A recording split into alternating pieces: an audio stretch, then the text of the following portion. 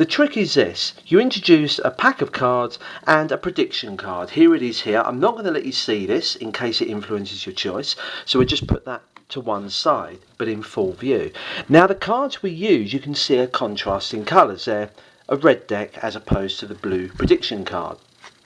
Now they are just a regular deck of 52 cards. Let me just show you the faces. There's no particular running order, they are all random.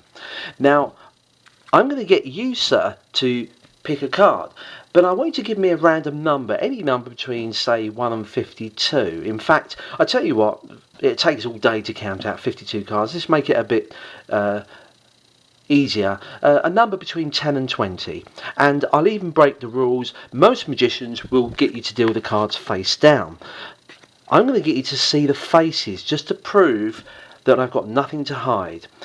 Give me a number. Let's say 14. 1, 2, 3, 4, 5, 6, 7, 8, 9, 10, 11, 12, 13, 14.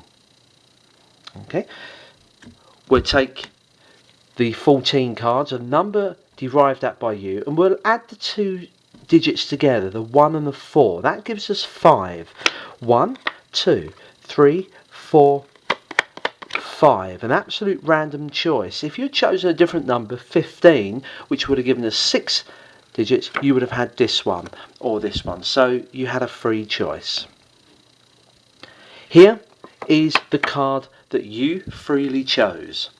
My prediction is also the 9 of spades. Okay. Now we know that the prediction card had a blue back, and of course our card came from a red back. But look, if you rub this, that too turns blue as well. Okay. So this is the deal. There's our prediction matched perfectly from this red deck. But what I want to know is, where did those cards come from when all of these cards are blank?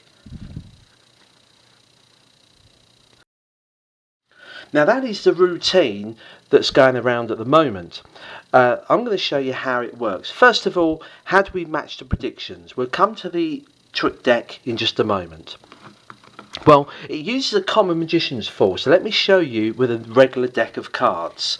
Okay, let's say our prediction card we want to force on the spectator is the 5 of hearts. You have to make sure that goes into the 10th position. 1, 2, 3, 4, 5, 6, 7, 8, 9, and we'll put that in the 10th position down. Now you ask for a number between 10 and 20, and they can have any number they like. Let's say 17. 1, 2, 3, 4, 5, 6, 7, 8, 9, 10, 11, 12, 13, 14, 15, 16, 17. Now if I take these cards and add the 1 and the 7, that gives us 8. 1, 2, 3, 4, 5, 6, 7, 8. So whenever you use a magician's force, as long as the card's in the 10th position down, it'll always turn up when you add the two digits together. So that's nothing new. That's been around for many years. Magicians should know that. And that's how this part of the routine is done. This card we force onto them. So what you need for this trick is obviously a duplicate. I've got a blue backed 9. That's our prediction card. We need the one we're going to force on them, which also has a blue back. Now the fake cards. So here's how the trick deck is made up. As I said, it's not a new principle. It's been around for many years. It uses 20 regular faced cards. However, the backs are blank. You can buy these from most magic dealers. They're blank backed, but they've got regular faces. Okay, and you need 20 of those. Okay, so there they are there. The other 32 cards have blank faces but regular backs. This is how the stack works. So the regular backs with the blank faces, and these go on top. Okay, like that. Now we need to put our false card, the 10th card, down. 1, 2, 3, 4, 5, 6, 7, 8, 9, 10. We put that in the 10th position. The whole trick is now set up. You introduce your prediction card. If you watch the routine back, you'll see how it's done. You can freely show the backs, not too far though, otherwise you'll reveal the blank faced cards. Okay, so you can freely show the backs, turn them face up and show them these cards. Remember, these cards have got no pattern on the back. So they give you a number between 10 and 20. You deal those out. 1, 2, 3, 4, 5, 6, 7, 8, 9, 10, 11, 12. Let's say they chose 12. You then pick up these cards and you add the 2 digits together. The 1 and the 2 is 3. 1, 2, 3. There's your forced card. It's always going to be that 10th position. You can drop these back on. Now, under the guise of misdirection, which a lot of people on YouTube seem to forget, what you're going to do is, while they're looking at these, and maybe you turn this over, you're going to get a break under those top 20 cards here. Okay.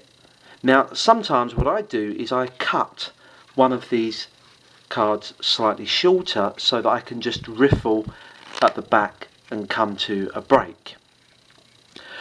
Now, you might know a special move, a pass or something like that, but we need to turn these cards over.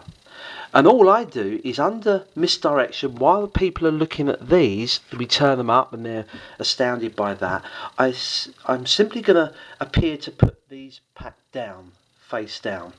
But all I do is this. I'm going to do it openly. I just take this half of the pack, put it on top and put them down on the table. Now, of course, do that under the cover of misdirection and your moves. Don't draw attention to it. The trick's done. You then show the 2 blue backs and then you turn the pack up and you can go through the cards to show these. Now, of course, you can hand out the lower half of cards because they're just regular backs, but there's no rough and smooth. But you certainly can't show them these ones because, of course, they've got the pictures on. And that's the routine. Hopefully perform it a lot better than me, but that's a trick that, as I said, appeared in this book from 1979 and is also similar to other commercial routines out there. This is my interpretation using both of those false method and trick deck method